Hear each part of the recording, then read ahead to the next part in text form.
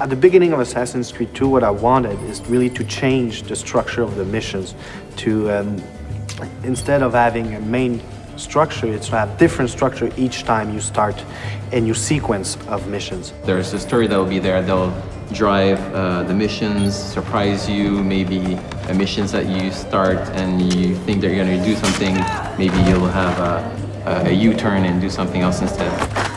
Hey, I remember you. You never know really what's going to happen next in Assassin's Creed 2. There's a little bit for everybody. We're really trying to make sure that the game appeals to as many people as possible. We have retry points still in AC2 with climbing puzzles. Then you'll have, collectible quests. There are crowd missions. There's the narrative mission. You have these missions that you can do to change your notoriety in the city. There's also the city life, which are just randomly occurring acts throughout the world. For example, we have the messenger. A messenger who sees Ezio, sees the player, will run away. So it's up to the player to say, am I chasing him to get the letter he's carrying or not? We have one guy that we call the pickpocketeer. So basically that guy will be able to steal the money from the assassin and start running. So what do? You continue your mission, or you go back to that guy to be able to get the money.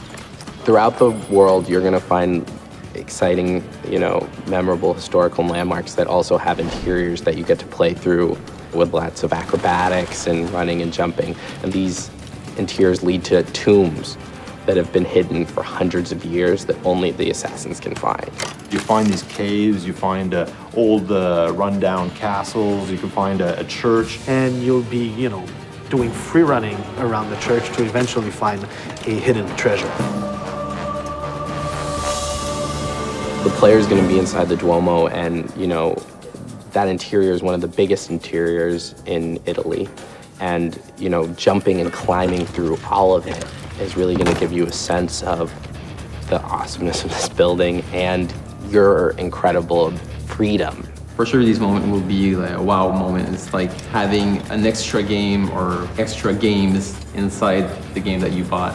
So each missions are different, a lot more variety. So it's not about doing investigation and assassination 9 times. It's really more like each time a mission can lead to a beat-up mission, can lead to a chase, an escape, can lead to an assassination. It's quite overwhelming, the amount of stuff there is. Well, having more missions requires us ultimately to have more cutscenes and more cinematics, but I think we're adding a lot of value to these to the player. Like a couple of examples of this is you could still control the camera like you did in AC1. People like that feature a lot.